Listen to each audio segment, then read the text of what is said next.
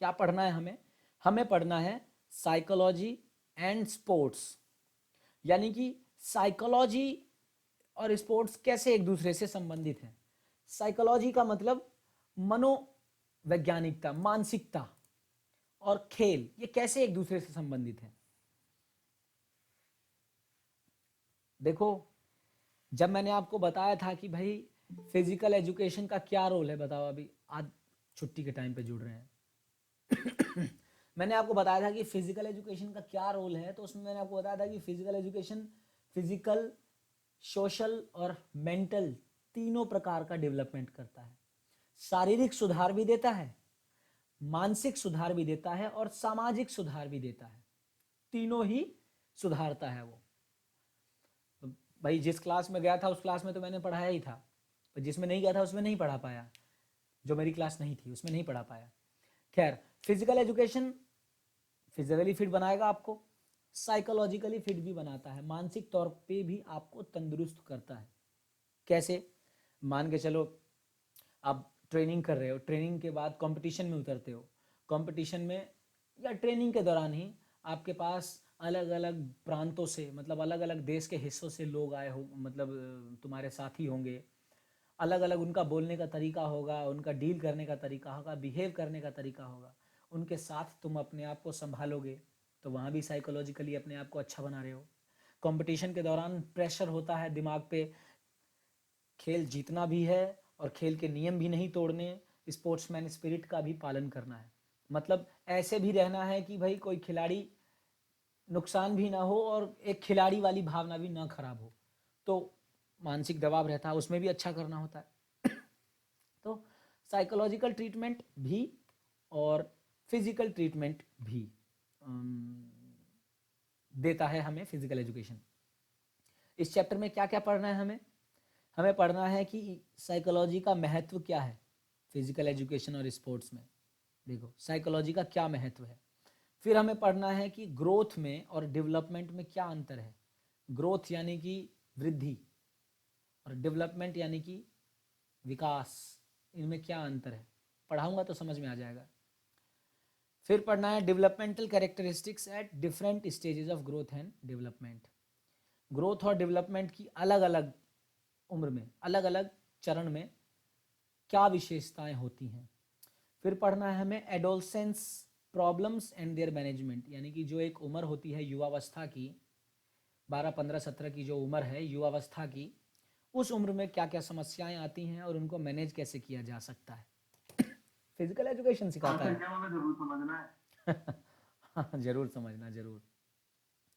तो फिर तो इंटरेस्टिंग होगा ना देखते हैं इंटरेस्टिंग होता है कि नहीं देखो, sports person ऑफनली display different behaviour on the field. वही बात, एक खिलाड़ी मैदान में डिफरेंट टाइप का बिहेवियर दिखाता है। उस पर प्रेशर होगा तो उसका बिहेवियर अलग होगा, उस पर प्रेशर नहीं होगा तो उसका बिहेवियर अलग होगा। अगर वो जीत रहा है तो उसका बिहेवियर अलग होगा, वो हार रहा है तो उसका बिहेवियर अलग होगा, उसका साथी खिलाड़ी अगर परेशान है तो बिहेवियर अलग होगा। मतलब अलग अलग प्रकार का बिहेवियर वो स्पोर्ट्स फील्ड पे देता है। इसके लिए ये केस स्टडी दी हुई है आपके सामने केस स्टडी पूरा मैं आपके सामने पढ़ के समझाता हूं तो समझ में आएगा आपको। लुइस सोराज एक इंटरनेशनल सॉकर प्लेयर है। उसने अपना कैरियर यूरोप में शुरू किया था, ग्रोनिंजन हॉलैंड में, और अपने कैरियर में वो बार्सिलोना का स्ट्राइकर था, समझे there have been 3 biting incidents on the sports field. 3 बार काटने के इंसिडेंट्स हुए, मतलब उसने किसी का बुक्का भर लिया, दांत लगा दिया किसी को। पहली बार हुआ जब वो खेल रहा था एजेक्स एम्स्टर्डम में, प्लेड फॉर एजेक्स एम्स्टर्डम के लिए खेल रहा था वो, है ना किसके विरुद्ध? पीएसवी एडनहोवन के विरुद्ध, एंडहोवन के विरुद्ध। और स्वराज ने क्या किया था, एक मिडफील्डर ऑटमान बकल को काट लिया था।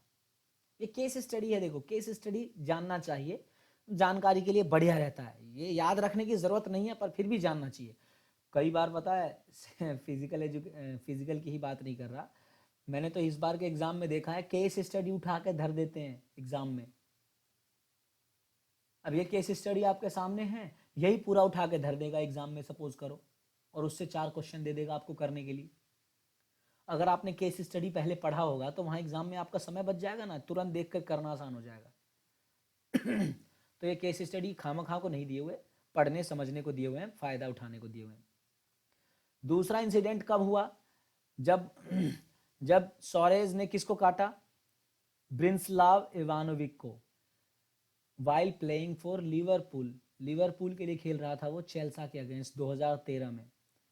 तीसरा इंसिडेंट कब हुआ, जब सोरेज ने जॉर्जियो चिलेन्नी को वर्ल्ड कप के दौरान ब्राजील में 2014 में काट लिया, जब वो यूरुग्वे के लिए खेल रहा था, मतलब यूरुग्वे और इटली का खेल हो रहा था। अब देखो इस बुक में, in this book crossing the line, Suarez attempted to justify the action by saying, मतलब एक तो उसने गलती करी और वो अपनी स्टेटमेंट को जस्टिफाई भी कर रहा था। क्या कह रहा था, the adrenaline levels in a game can be so high, मतलब एड्रेनालिन का लेवल खेलने के दौरान इतना ज़्यादा हो सकता है। अब आप कहोगे सर ये एड्रेनालिन क्या होता है, 10वीं क्लास में कुछ पढ़ के आए हो? हमारी किडनी, हाँ हमारी किडनी के ऊपर 2 छोटे छोटे ग्लैंड्स, कुछ नहीं पढ़ा, चलो कोई बात नहीं। हमारी किडनी के ऊपर 2 छोटे छोटे ग्लैंड्स होते हैं जिसको बोलते हैं एड्रिनल ग्लैंड, उससे हार्मोन्स निकलता है एड्रेनालिन। इसका काम है फाइट और फ्लाइट, डर के समय और गुस्से के समय ये तेज हो जाता है और शरीर की क्षमता को कई गुना बढ़ाने की काम करता है, कई गुना बढ़ाने का काम करता है। गुस्से में पागल आदमी देखते हो, कुछ गुस्से में पागल आदमी दीवार में सिर मार लेगा, ईंट में हाथ मार लेगा, दरवाजे में कहीं मार देगा, एकदम किसी से भी भिड़ने को तैयार रहता है सोचे समझे बगैर, भले ही बाद में हड्डी ही टूटी हुई क्यों ना मिले उसकी। तो ये एड्रेनालिन का कमाल होता है। तो वो अपने आप को जस्टिफाई कर रहा है कि एड्रेनालिन लेवल गेम में इतना हाई हो सकता है, the pulse is racing and sometimes the brain doesn't keep up, और नब्ज मेरी इतनी तेज हो गई थी कि दिमाग ने काम करना बंद कर दिया, है ना।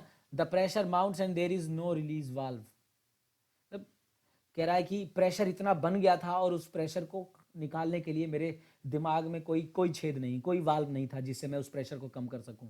और वो कह रहा, I was frustrated because we were drawing what was a very important game. कहता कि मैं बहुत फ्रस्ट्रेटेड हो चुका था क्योंकि हम ड्रॉ की कंडीशन में थे और गेम के लिए क्या बहुत इंपॉर्टेंट था। देखो कह रहा, and we were on a bad run, हमारी थोड़ी स्थिति खराब थी इसीलिए मेरा मैं आपा खो गया। I wanted to do everything right that day, उस दिन मैं हर वो चीज़ करना चाहता था जो सही हो, और and it felt as though I was doing everything wrong, मतलब मैं हर कुछ सही करना चाह रहा था लेकिन मुझे लग रहा था कि सब कुछ गलत हो रहा है। मैं बॉल को किक मार के गोल में पहुंचाना चाह रहा था पर लग रहा है गलत हो रहा है। अब समझ रहे हो, ये वो अपनी सफाई दे रहा है और कह रहा है कि the pent up frustration and feeling that it was my fault reached a point where I couldn't contain any more. कह रहा फ्रस्ट्रेशन का वो लेवल इस स्तर पर मेरे दिमाग में पहुंच गया कि मैं उसे और कंट्रोल नहीं कर पाया और मैंने उस स्थिति में सामने वाले प्लेयर को काट लिया। ये एक्सप्लेनेशन दिया उसने।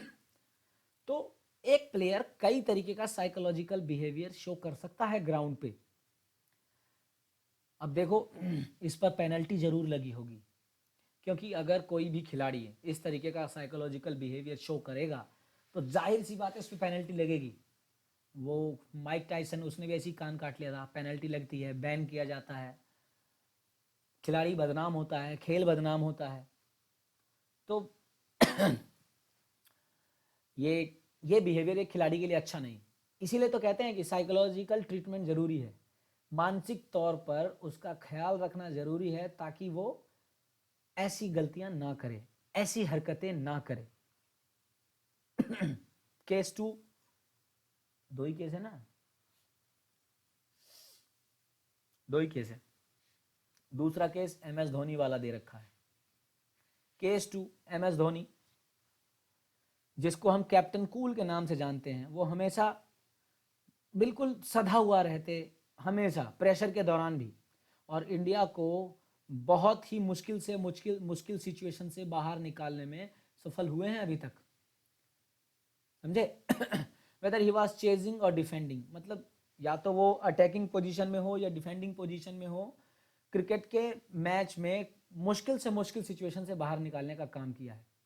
Dhoni unlike others was usually seen to be cool and unflappable, मतलब दूसरों की तरह नहीं थे, मतलब दूसरों से अलग वो शांत रहने में, मतलब शांत रहते थे और ज़्यादा कोई उनको भड़का नहीं पाता था, समझे। हमेशा कंसंट्रेट रखते थे, कंसंट्रेशन बना के रखते, अपने टीममेट्स को गाइड करते रहते कि भैया प्रेशर में कैसे डील करना है, ऐसी हरकतें मत करो कि कोई नुकसान हो जाए, है ना।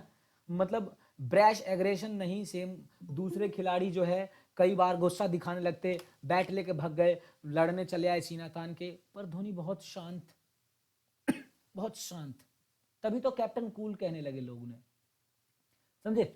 मतलब मुश्किल सिचुएशंस में भी Dhoni did not lose his cool, अपनी आइडेंटिटी, कूल आइडेंटिटी को नहीं खोया, समझे। इन एन ये देखो, ये इतनी जो बात है इसे समझो। देखो कहाँ वो खिलाड़ी कह रहा है कि खेल के दौरान फ्रस्ट्रेशन लेवल इतना हाई हो जाता है कि मैं कुछ कर नहीं सकता, वो मेरे लेवल से पार हो गया। खैर वो गेम भी डिफरेंट है, वो गेम फुटबॉल है और ये गेम क्रिकेट है। क्रिकेट में जो फील्डिंग में खड़े हैं वो तैयार तो रहते हैं, बिल्कुल रेडी रहते हैं, पर उनको पूरा मौका मिलता है अगली बॉल आने तक सुस्ताने का। लेकिन फुटबॉल में ऐसा नहीं होता, फुटबॉल में तो भाई भाग और बॉल आई और ले और फिर बॉल को मार और फिर रिसीव कर, दूसरे पे चली गई तो चेन कंटिन्यूअस मूवमेंट बना रहता है, तो उसमें फ्रस्ट्रेशन लेवल ज़्यादा होने की संभावना रहती है। लेकिन हमारा वो दायित्व है कि हमें ऐसा बिहेवियर नहीं देना चाहिए। तो क्या क्या कहते हैं इंटरव्यू में, उन्होंने रिवील किया कि he to experience the same emotions as other players, उनको भी ऐसा ही लगता था दूसरे प्लेयर्स की तरह, उनको भी ऐसे ही इमोशंस फील होते थे दूसरे प्लेयर्स की तरह, फ्रस्ट्रेशन, गुस्सा, निराशा। लेकिन वो फोकस करते थे कि अपनी एनर्जी को इन चीज़ों में ना लगाऊं और इस दिमाग को इस चीज़ में लगाऊं कि कैसे मैं इस मुश्किल भरी सिचुएशन से बाहर निकल सकूं, समझे। लिखते हैं कि I get in to the process of what can be done now depending on the situation. मैं ये बात सोचने लगता था कि अब इस सिचुएशन में क्या किया जा सकता है ना। टेस्ट क्रिकेट में आपको ज़्यादा मौका मिलता है अपने प्लान्स को तैयार करने के लिए, वनडे में कम मौका मिलता है, पर फिर भी T20 में और कम मिलता है या उतना ही मिलता है, सेम मिलता है, वनडे और T20 में सेम मिलता है, पर फिर भी प्रेशर तो बहुत रहता है माइंड पे। उस प्रेशर के दौरान भी अगर आप अपने आप को संभाल पाते हो, अपना परफॉर्मेंस बढ़िया कर पाते हो, सामने वाले से गाली गलौज, झगड़ा, हिंसा, इन चीज़ों से बच पाते हो, तो आप बेहतरीन खिलाड़ी हो, आप बेहतरीन स्पोर्ट्समैन स्पिरिट शो कर रहे हो। और एक स्पोर्ट्समैन स्पिरिट यही कहती है कि सिचुएशन कैसी भी खराब हो, नियम मत तोड़ो, सिचुएशन कैसी भी खराब हो, सामने वाले को नुकसान मत पहुंचाओ। इतनी बात समझ में आई? बोलो। Yes, sir. Yes, sir. Yes, sir. I will continue. Daily Yes, daily sir. Daily life में भी मैं यही कहता हूं कि मुश्किल पड़ रही है अगर, पहले मैं भी ऐसे ही था, गुस्सा हो जाना या, पर नहीं, सीख गया धीरे धीरे। अगर आपको किसी से बहस हो रही है या कोई मुश्किल है, कोई बात है, तो उसमें सींग मत घुसाओ, मतलब उसको सींग मत घुसाओ। हमारे स्कूल में बहुत से ऐसे बच्चे हैं जिनका क्या काम है, जिनका काम है लड़ाई करना, जिनका काम है बिना बात के किसी के तेलुगु साथ, में घुसना। हाँ, जिनका काम है बिना बात के किसी से झगड़ा करना, अपने आप को दिखाने के लिए सामने वाले को पीटना।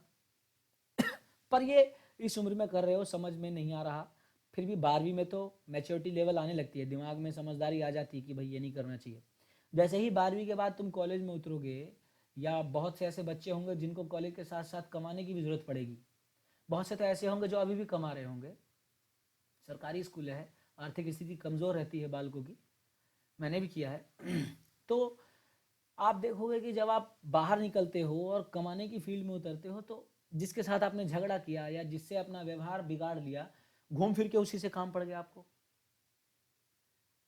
अब किस मुंह से जाओ, या सामने वाला इतना बेहतरीन इंसान हो कि आपकी बातों को क्षमा करके आपकी मदद कर दे तो अलग बात है, पर फिर भी इसीलिए हमें ध्यान रखना चाहिए कि जीवन छोटा है, सराउंडिंग छोटा है, बिना बात के किसी से नहीं लड़ना चाहिए। अगर लड़ाई होने की संभावना भी आपको नज़र आ रही है, झगड़े की संभावना भी नज़र आ रही है, तो एक बार को 1 मिनट मतलब 10 सेकंड लगा करके ये सोच लो कि अगर मैं यहाँ कदम खींच लूँ और यहाँ कह दूँ कि भाई तू ही शेर है, कोई बात नहीं, मैं आगे से नहीं आऊँगा तेरे रास्ते में, मैं नहीं करूँगा इस काम को, छोड़, इतना कह के पीछे हट जाने में ज़्यादा फायदा है। मैटर वहीं ख़त्म हो जाना है। सामने वाले लगा कि भाई ये तो लड़ना नहीं चाह रहा, भाई ये तो कुछ कहना नहीं चाह रहा, छोड़ो। कैसे कोई दारू पिया हुआ सड़क पे डोल रहा था उसे कह, और अगर वो कुछ गलती कर दे या किसी गाड़ी के आगे आ जाए और सामने गाड़ी में से निकलेगा मारने के लिए उसे, क्या आज मारूंगा इसे, लेकिन पता चलेगा कि पी रखी है उसने, तो क्या कहेगा, अरे यार इतना पी के हट साइड हट, हटा देगा, क्योंकि उसे पता है कि भाई ये पिया हुआ है, इसकी तो समझ ही नहीं है, इसका दिमाग ही ठीक नहीं काम कर रहा, इसे मार भी दूंगा तो क्या फायदा होगा। तो ऐसे ही होता है जब कोई सामने किसी का टेस्टोस्टेरोन ज़्यादा उछाल मार रहा हो, कोई लड़ने को तैयार है, कोई माहौल ख़राब कर रहा है, कोई बात बिगाड़ रहा है, आपसे झगड़ा करना चाहता है, एक स्टेप पीछे हट करके अपना स्पोर्ट्समैन स्पिरिट दिखाइए, अपना जेंटलमैनशिप दिखाइए। कोई किसी के साथ गलत कर रहा है, कोई हिंसक प्रवृत्ति कर रहा है, तब पीछे मत हटिए। मैंने क्या कहा, अगर लगता है कि झगड़ा होने की नौबत है, एक कदम पीछे हट जाइए और झगड़े को शुरू होने से पहले खत्म करिए। पर अगर झगड़ा हो चुका है और वो झगड़ा हिंसक प्रवृत्ति में तब्दील हो चुका है, हिंसक प्रवृत्ति में, तो पीछे मत हटिए कभी भी, कभी भी, क्योंकि ये समय पता नहीं किसकी बुद्धि कैसी है। अगर वो हिंसा पे उतर आया तो हो सकता है कि सामने वाला लाठी से, डंडे से, पत्थर से, चाकू से आपको किस हद तक नुकसान पहुंचा सकता है पता नहीं। तो इसीलिए फिजिकल फिटनेस इतनी अच्छी रखिए कि अगर कभी हिंसक प्रवृत्ति वाले से भिड़ंत हो जाती है, या खुद की जान तो बचा सको, और जब खुद की बचा सकोगे तो दूसरे की भी बचा पाओगे। खैर, ये एक अलग एस्पेक्ट था। ये साइकोलॉजी पढ़ रहे हो आप, तो मैं आपको साइकोलॉजिकल ट्रीटमेंट दे रहा हूँ। मैं आपको बता रहा हूँ कि झगड़े को होने से पहले ही रोकना चाहिए। पूरी कोशिश करनी चाहिए कि आपको लग रहा है कि सामने वाले से झगड़ा हो सकता है, विवाद हो सकता है, विवाद बढ़ सकता है, एक कदम पीछे खींचने में, प्यार से झुक जाने में, माफी मांग लेने में कोई बुराई नहीं है, क्योंकि वो झगड़ा वो मानसिक लेवल पर आपको परेशान करेगा घर तक। लेकिन अगर आप एक कदम पीछे हट जाओगे, झुक जाओगे, दिमाग में टेंशन नहीं रहेगी, वो टेंशन घर तक नहीं जाएगी, थोड़े समय बाद ही भूल जाओगे, मस्त कटेगा। ठीक है ना? चलिए, तो साइकोलॉजी की नॉलेज एथलीट को ऑप्टिमल परफॉर्मेंस, ऑप्टिमल यानी कि सबसे बेहतरीन परफॉर्मेंस प्राप्त करने में मदद करती है, और ये भी हेल्प करती है कि वो जान सके कि अब उसकी ज़रूरत क्या है, उसका उसका लक्ष्य क्या है, उद्देश्य क्या है ना, और अब उसको कैसी हरकत करनी चाहिए, कैसा काम करना चाहिए ताकि वो एक्सीलेंस यानी कि हाईएस्ट परफॉर्मेंस दे सके। समझे? मतलब अपना बेहतरीन परफॉर्मेंस देने में मदद करती ही है, साथ में उसको ज़रूरत क्या है भाई, इस सिचुएशन के समय उसको ज़रूरत क्या है, उसका टारगेट क्या है, उद्देश्य क्या है, और अब उसको क्या करना चाहिए, इन चीज़ों को जानने में मदद करती है। ठीक है ना?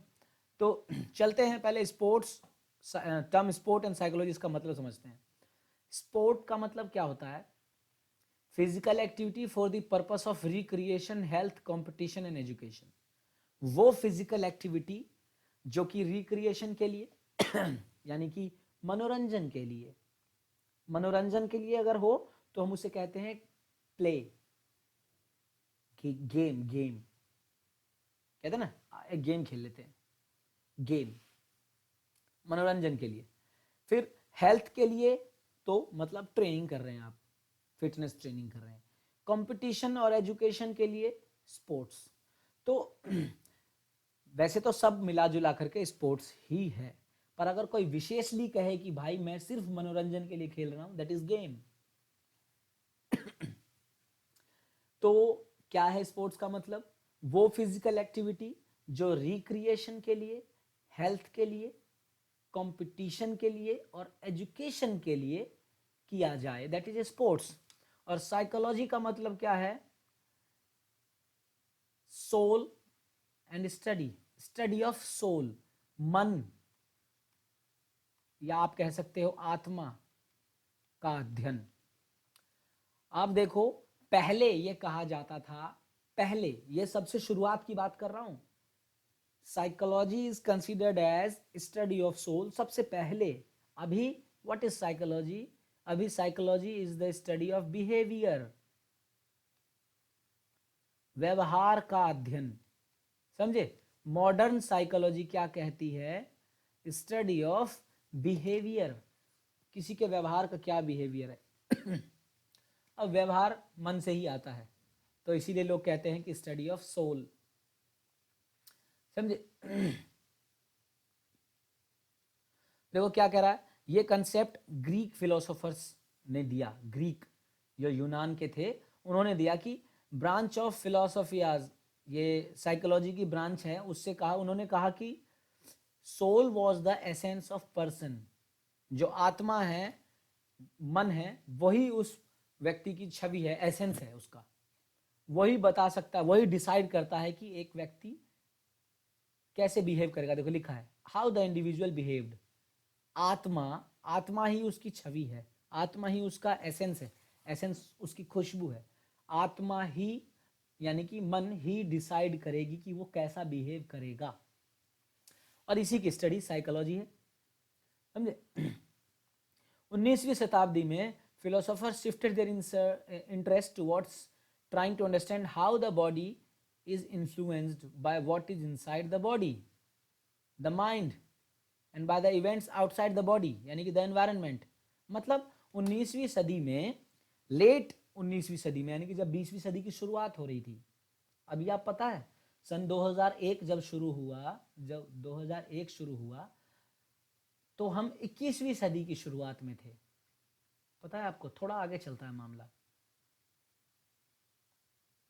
अभी हम 21वीं सदी में हैं, 21st सेंचुरी की शुरुआत में है, 50 के बाद 21st सेंचुरी खत्म होने लगेगा। तो ऐसे ही 19वीं सदी की शुरुआत, खत्म होने के समय पर साइकोलॉजी पढ़ने वालों ने क्या कहा, वो पढ़ने लगे कि सिर्फ आत्मा ही नहीं, वो किस चीज पर शोध करने लगे, वो शोध करने लगे कि शरीर के अंदर क्या है, उसका मस्तिष्क कैसे काम कर रहा है, और शरीर के बाहर जो उसका एनवायरनमेंट है उसका क्या फर्क पड़ रहा है। इन 3 चीजों से साइकोलॉजी डिफाइन होने लगी। मैं बताता हूं, देखो समझो। शरीर के अंदर क्या है? शरीर के अंदर मतलब क्या वो फिजिकली फिट है अंदर से? क्या उसका पेट बढ़िया काम कर रहा है, पाचन बढ़िया काम कर रहा है? क्या उसके शरीर के बाकी अंग सही से काम कर रहे हैं? क्योंकि अंदर से वो फिट और हेल्दी होगा तभी तो वो साइकोलॉजी, अगर अंदर से फिट और हेल्दी होगा तो अपने आप को, अपने सारे काम कर पाएगा, अपने आप को सोसाइटी में रख पाएगा। और जो व्यक्ति अपने सारे काम खुद कर सकता है, सोसाइटी में अपने आप को रख सकता है, वो दिमागी तौर पर चिंतित नहीं होगा। समझ रहे आप भाई? जिसका जो अंदर से गड़बड़ है तो वो तो दिमागी तौर पर चिंतित होगा ना, और दिमागी तौर पर चिंतित होगा तो उसका परफॉर्मेंस बढ़िया नहीं होगा। Inside the body the mind and outside the body, यानी कि शरीर के बाहर का एनवायरनमेंट।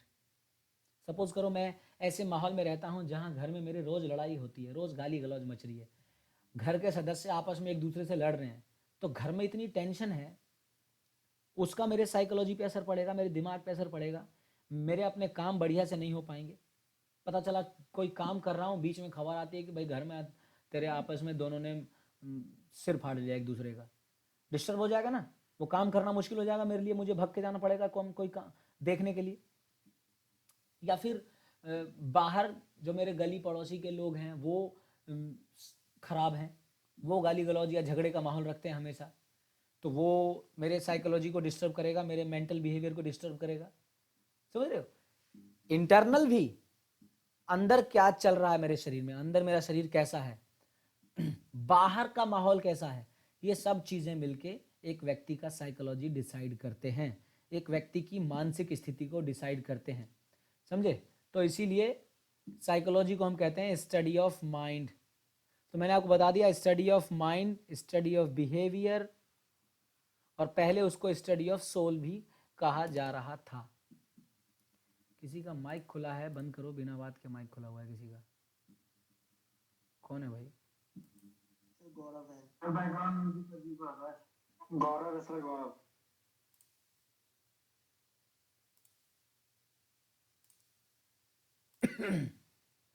इतनी बात समझ में आई कि कैसे बाहर की चीजें और अंदर की चीजें एक व्यक्ति के साइकोलॉजी को प्रभावित करती हैं।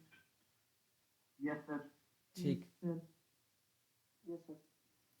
ठीक है ना। तो अब देखो क्या लिखा है, psychology as a scientific study of behaviour and mental process, लिखा है ना।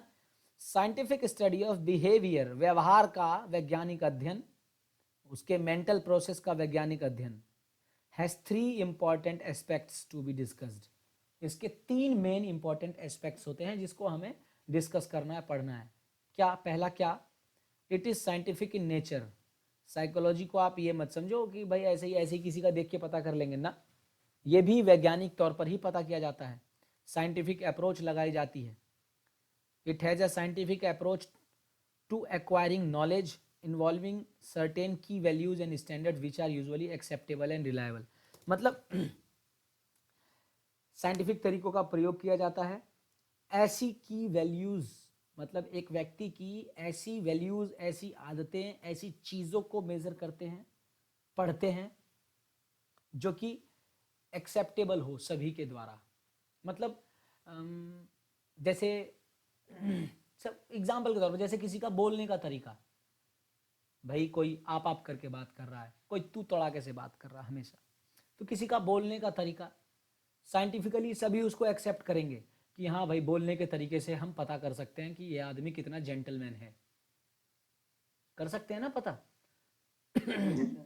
Yes sir. तो ये एक्सेप्टेबल है यूनिवर्सली, मतलब सारे संसार में एक्सेप्टेबल है कि हाँ भाई, इस चीज से भी आप पता कर सकते हो। तो ये पहला ये है कि साइंटिफिक नेचर होता है इसका, और साइंटिफिकली हम उन चीज़ों को पढ़ते हैं, समझते हैं, उन वैल्यूज़ को समझते हैं जो कि पूरे संसार में एक्सेप्टेबल हो, यानी कि स्वीकार योग्य हो और भरोसेमंद हो, उन चीज़ों को पढ़ते हैं। दूसरा, it is the study of behaviour, ये व्यवहार का अध्ययन है, which are observable actions and reactions, वो व्यवहार जो हमें सामने दिखाई देते हैं, क्रिया और प्रतिक्रिया। जैसे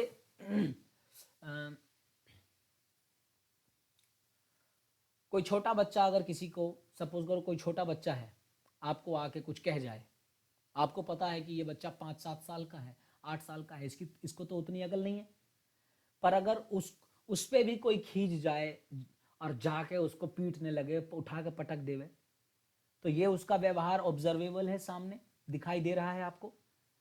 हम उसकी स्टडी करके पता कर सकते हैं कि भाई इस व्यक्ति का व्यवहार आक्रामक है, ये तुनक मिजाज है, बात बात पे गर्म हो जाता है, झगड़ा करने को उतारू रहता है। बच्चे की बात पे ही अगर लड़ने और मारने आ गया, बच्चे को मार रहा है, तो फिर सोचो कि दूसरे के साथ क्या करेगा। तो क्या है ये? स्टडी ऑफ बिहेवियर, वो व्यवहार जो सामने दिखाई दे रहा है। और तीसरा, it also includes study of cognitive process, संज्ञानात्मक प्रक्रियाओं की भी स्टडी, जैसे कि मेंटल लाइफ कैसी है, मतलब जैसे उसकी याददाश्त कैसी है, उसकी रीजनिंग पावर कैसी है, उसकी बुद्धि कैसी है, उसका अटेंशन कैसा है, इन सब चीज़ों को भी स्टडी करते हैं और पता करते हैं कि भाई मतलब साइकोलॉजिकल कंडीशन कैसी है इसकी, इसकी मानसिक हालत क्या है। जाहिर सी बात है ना भाई, किसी की मेमोरी कैसी है, पता चल जाएगा इसकी मानसिक हालत क्या है, इसकी रीजनिंग कैपेसिटी कैसी है, इसका अटेंशन कैसा है, क्या ये एक बार में ही सुन के सब याद रख पाता है, क्या ये सब याद रख पाता है। तो इससे पता चलता है कि भाई इसकी मानसिक स्थिति कैसी है। इसीलिए मॉडर्न कंटेक्स्ट में, यानी कि आज के ज़माने में, psychology is a science about understanding the behaviour. जो बात मैंने आपको पहले बोली वही अब यहाँ लास्टली लिखी हुई है कि व्हाट इज साइकोलॉजी। तो पहले कहा स्टडी ऑफ सोल, फिर कहा स्टडी ऑफ माइंड, अभी कहता है अंडरस्टैंडिंग द बिहेवियर यानी कि स्टडी ऑफ बिहेवियर। देखो European federation of sports psychology क्या कहती है, the study of psychological basis process and effects of sport. Psychological basis process और उसका स्पोर्ट्स पर प्रभाव, ये सभी मिला के स्पोर्ट्स साइकोलॉजी बनती है। मतलब स्पोर्ट्स का क्या इफेक्ट पड़ता है एक व्यक्ति के मानसिक हालत पर, ये है स्पोर्ट्स साइकोलॉजी। अब तक जो आपने पढ़ा उसका मैं एक मिला जुला एक फाइनल बता रहा हूं मैं आपको कि स्पोर्ट्स साइकोलॉजी मतलब स्टडी ऑफ बिहेवियर, यानी कि एक व्यक्ति का क्या व्यवहार है इस बात को स्टडी करना। और स्पोर्ट्स साइकोलॉजी हम इसलिए पढ़ते हैं ताकि हमें पता चल सके कि एक खिलाड़ी स्पोर्ट्स के दौरान कैसी कैसी हरकतें कर सकता है, या स्पोर्ट्स के कारण एक खिलाड़ी की मानसिक हालत कहां तक सुधर सकती है। दोनों ही बातें, खिलाड़ी स्पोर्ट्स के दौरान कैसी हरकतें कर सकता है या फिर स्पोर्ट्स के कारण खिलाड़ी की मानसिक हालत कहां तक सुधर सकती है, दोनों ही चीजें हम इसमें पढ़ते हैं स्पोर्ट्स साइकोलॉजी में। देखो ऊपर लिखा है ना, देखो क्या आप जानते हैं गोल क्या है? गोल, गोल मतलब क्या आपका लक्ष्य है? A desire, um, desired um, वो चाह, चाह जो आप पाना चाहते हो, और उसको पाने के लिए मोटिवेशन चाहिए। मोटिवेशन मतलब प्रेरणा, प्रेरणा, वो शक्ति जो आपको लगातार प्रेरित करती रहे कि नहीं ये पाना है तुझे, ये पाने के लिए मेहनत कर, ये पाना है तुझे। That is motivation.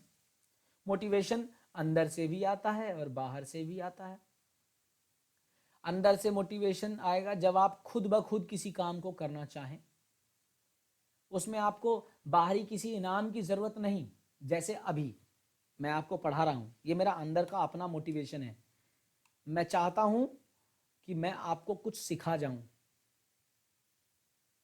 एक है एक्सट्रिंसिक मोटिवेशन, बाहरी मोटिवेशन।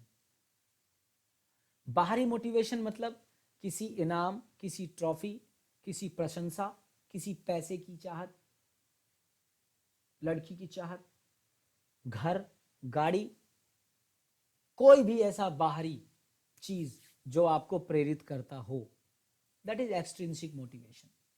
ठीक है ना? वही चीजें एक्सट्रिंसिक मोटिवेशन में रिवॉर्ड आता है, यानी कि इनाम, और इंसेंटिव, है ना? इंसेंटिव तो समझते ही हो ना, कुछ एक्स्ट्रा मिलता है तब, और रिवार्ड मतलब इनाम, मतलब आपने किया उसके लिए आपको इनाम मिल रहा है, और उस इनाम पे भी कुछ प्लस हो जाए तो इंसेंटिव कहलाता है।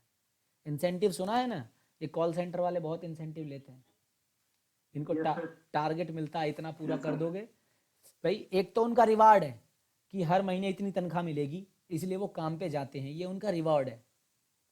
और इंसेंटिव मतलब एक टारगेट है भाई, इतना तुम पूरा कर दोगे, हाँ इतना पैसा मिलेगा वरना नहीं मिलेगा। नहीं, इतना पूरा कर दोगे तो तुम्हें फिर उस तनख्वाह के ऊपर प्लस पॉइंट। हाँ खैर वो अपना अपना अलग अलग है।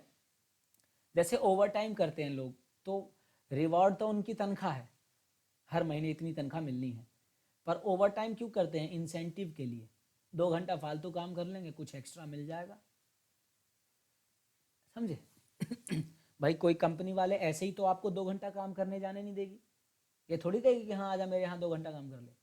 उसी को तो एक्स्ट्रा काम करने का मौका देती है जो उसके यहाँ तनख्वाह पे काम कर रहा होता है। तो तनख्वाह पे काम कर रहा होता है, दैट इज रिवार्ड, उसकी तनख्वाह उसका रिवॉर्ड है। और थोड़ा एक्स्ट्रा काम कर लेता है ताकि कुछ एक्स्ट्रा ऊपर से मिल जाए, दैट इज इंसेंटिव। तो ये सभी मोटिवेशन करने के लिए होते हैं। और मोटिवेशन मतलब साइकोलॉजिकल ट्रीटमेंट, दिमागी तौर पर उसको प्रेरित करना, दिमागी तौर पर उसको बढ़ावा देना, ना उठ चल खड़ा हो और कर मेहनत, और तब तक कर मेहनत जब तक कि तू इसे हासिल ना कर ले, दैट इज मोटिवेशन। ठीक है, 12 बज गया, और पढ़ाऊं आगे? या कल पढ़ाऊं? कल पढ़ाना जैसे आपकी मर्जी सर। जैसे आपकी मर्जी। चलो कल पढ़ाऊंगा।